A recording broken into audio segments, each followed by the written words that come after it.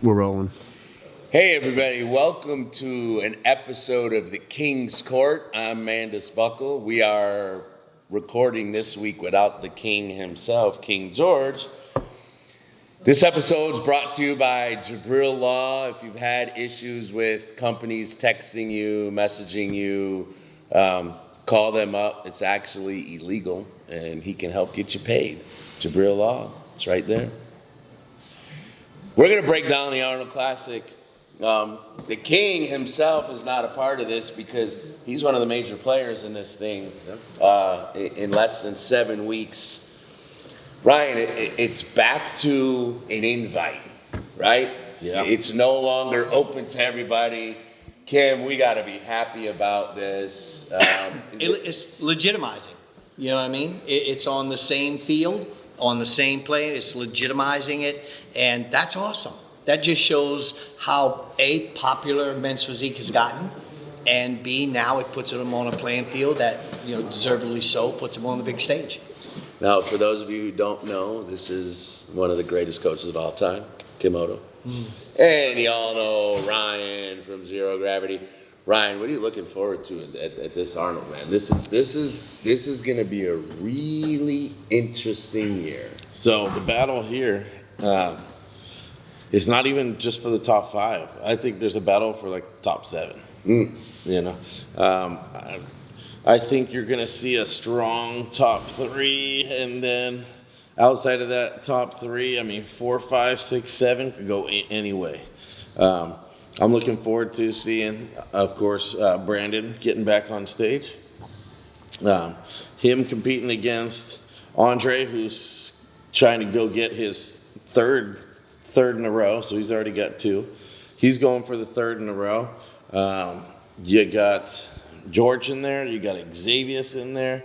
You got Kaiki, who just finished top 6 at the Olympia.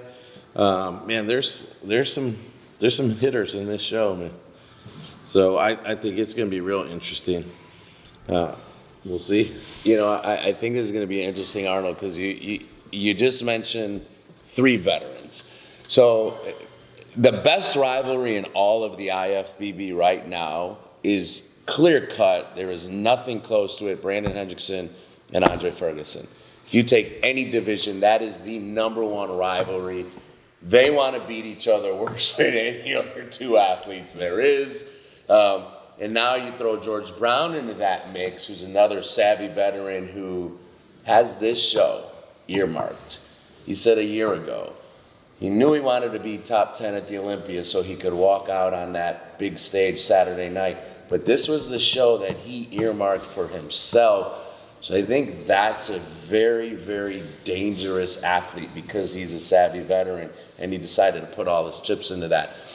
Once you pass those 3 veterans, I think it's going to be real interesting. Some of the names you mentioned, Kaiki, I think Carlos is an up-and-comer, Anthony Gilks is an up-and-comer. So, Ryan, you said there's a crop of 4, 5, 6 guys that all are going to be battling for anywhere from 3 to 7, and they all want to make a name for themselves. Kaiki, even though he was, did really well at the Olympia, one show doesn't prove who you are yet. If he comes back and cracks the top 5 and finishes 2nd or 3rd or 4th, wow, he's on the map. Well, I think, Kim actually has coaches Xavier, who's in there. X has been as high as top 5 at the Olympia in the past. Where was he last year at the Arnold? Top 10 at the Olympia this past year. Yeah. Saturday night. Yeah. So another savvy veteran. Yeah, and it's one of those situations, but this is what we want. Absolutely. You want the sport to evolve to this level of competitiveness. Right. And so the Olympia was a great, that top 6 lineup, it's like shuffleboard. Moving around. Man, every time you move, somebody stood out somewhere. I think, like Ryan said, I think you're going to see the same thing at the Arnold's. Mm-hmm. I think you're going to see, you got some hungry young lions there that they don't know no better. Nobody forgot to tell them that they can't be in the top 2. Right. And you have the experienced, lions that are there that they get it. They understand that level. They get it. And they're fueled by those interpersonal relationships with each other. Right. So you got those two forces that are going to collide.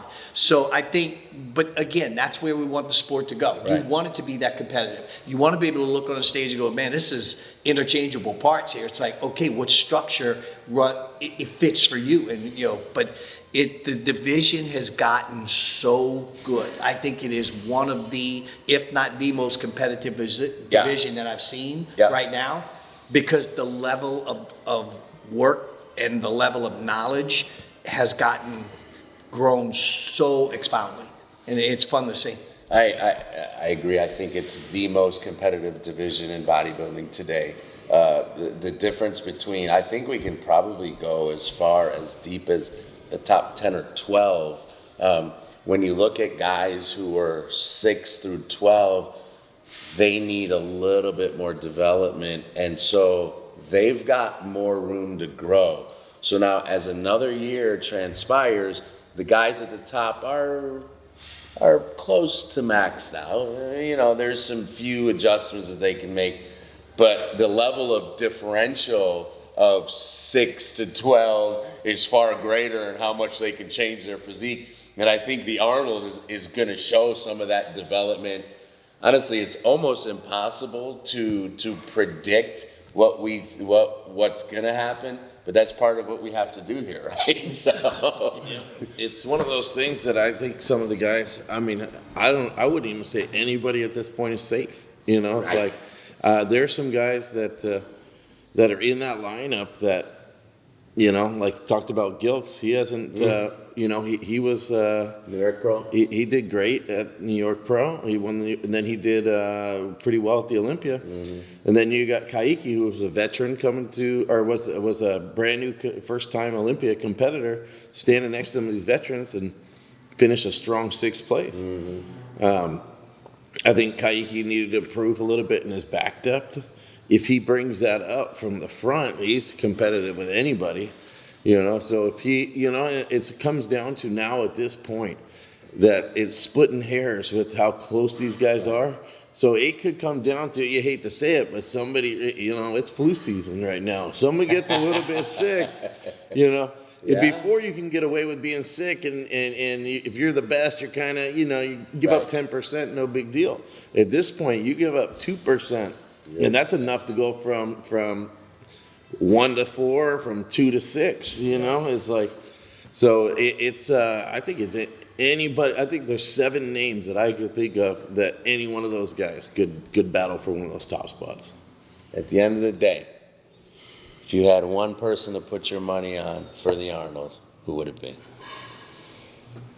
Your own money, your own pocket. Who's winning the Arnold in 2020? I'll let Ryan start. This one's easy for me. It's easy for me because I didn't put anybody in the show. I got nobody in the Arnold. So and that was a very strategic decision because of the two names that I'm going to mention.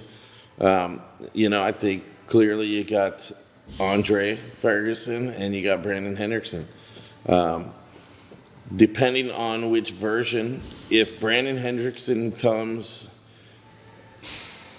with the package that he did to the Olympia in 2018, it's Brandon Hendrickson.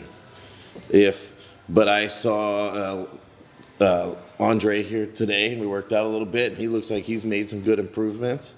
So it's gonna be, I would go bet 50-50 on both. That's why I don't lose any. I think that's going to be, like I said, it comes down to from this point. I don't know where Brandon is looking right now. I saw some Instagram posts, and he looks pretty nuts, So my bet, and I put it on record last year going to the Olympia, that I thought it was a for sure Brandon taking it again. So I was kind of shocked there. So that one kind of throws me off for deciding here now. So it's kind of, that one's up in the air. It's hard because, obviously you always want to say your client, Right, because, of course. we want our clients to win the big ones, and we believe in them and we trust in them, and so, George has all these guys have such amazing looks. With X, I hope you always hope that they get up there and they get that fight. They get that chance to battle. That's all you want. Right. Get in the first call out, get your chance to battle. Knowing, man, when people get a setback, that sets a fire in their gut. You know what I mean? And Brandon getting a setback, that puts something in you that makes you go above and beyond. It just gives you the motivation that sometimes puts you over there. It is tough, because I wouldn't know. It's like, what if I put my money, I would want to split my money, because Andre's good. They're all good. I just sometimes when they're all that good, I look at the factor of, okay, what's that little extra something that person's got pushing them, that when this person's in the gym, he might leave 10 minutes early, and this person, he gonna leave 10 minutes later, because he ain't leaving no stone unturned. And so I just know that's a strong motivating factor, So we've got two guys that hedge their bets. Those of you who don't understand that, they put money on both sides. So they're both going to lose 10% because that's the VIG. Those of you who gamble, you understand what I'm saying. Looking at it from an external standpoint, most of you guys know I coach Brandon, but I'm looking at it from an external standpoint, and it's going to go based off what Kim said. Going into the Olympia, Brandon Hendrickson did everything he needed to do. He came out flat.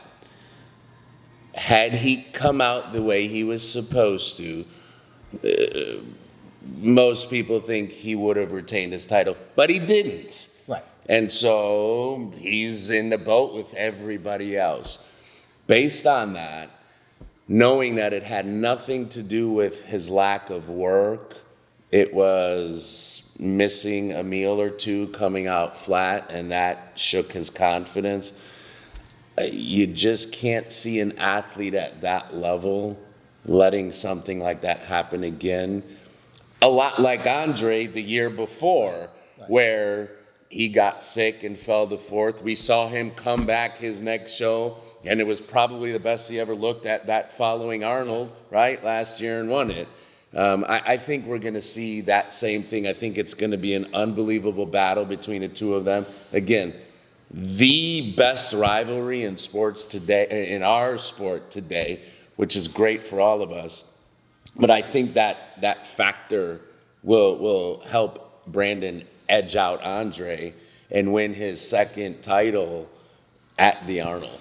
I'll tell you why I'm torn on this one. It was 7 weeks out from the Olympia when I was at the Dark Sport photo shoot where both Brandon and Andre were there. And I left there, and these guys know, I told them all in their face on record, I said, this show's over. Brandon's winning the Olympia. Nobody's close, right? Now we are 7 weeks exactly. And I saw Andre here today, and when he was training, I went, man, he's improved. He looks significantly better than he did 7 weeks out from the Olympia. So you never know. It's to the thing. It's like right now when I look at Andre today, 7 weeks out, I think, man, that's hard to beat. You look great today. I've seen Brandon 7 weeks out, and I was confident that nobody was going to be able to touch that. I think it depends on this next 7 weeks, who stays healthy, who stays focused, and there's always those variables in there, those little things. So timing's everything. We'll see what happens. It's the human factor. Yeah. When you've worked with athletes, and I had a number of athletes that have got an Olympia title, dropped an Olympia title, came back, like the Nicole Wilkins and Angelica Teixeira, and I've had a lot of them that have done that, and that's why I say it's that human factor of they want that title back. And almost worse than winning the first way one. Way worse than it. There. Because it's like it was theirs, and somebody took it from them, and they want that damn title back. And I have seen it over and over and over, where it takes them to a different level. And like Ryan said, in a sport where some little detail, they take nothing for granted, nothing. And so that's just that that drive and that focus. So it can be a huge difference. Like you say, you always, with sports analogies, that team that's got that chip on their shoulder, Right. that's been disrespected, Right. that feels like, that's not going to happen. I'm not Clemson's, great for having that chip on their Well, if shoulder. we're talking about sport analogies, then George has got home court advantage. Yes, he does. He's from Columbus, Ohio. I think you're looking at a dark horse there. We're talking about Brandon and Andre, and I think George wouldn't want it any other way. Yeah. Because nothing bothers him. Whereas the other two, Brandon bothers Andre, and Andre bothers Brandon. Whether they'll admit it or not, there's such a rivalry. You can't get under George's skin because he kind of He shrugs it off. really shrugs it off. So I think he is the sleeper dark horse in there. Is this not the best case scenario for the sport? It's awesome. Yeah. It's what here's you want. My prediction. Here's my list. There's your 7. Right? George, Brandon, Andre, Gilks, Xavier, Gaten, Kaiki. There's your 6 right there. It's gonna be tough. There's your 6. Bring it on, baby. I Bring like it that on. 6. Let's see what happens in Columbus, Ohio in 7 weeks. We will all be there. Stay tuned. We hope you enjoyed this episode of the King's Court, minus the King, being that he's such a big factor at the show in Ohio. Respectfully so. Yeah, it's been a long day, hasn't it? Oh yeah. Until next time, Ryan, Kim, Mandus, signing off on the King's Court.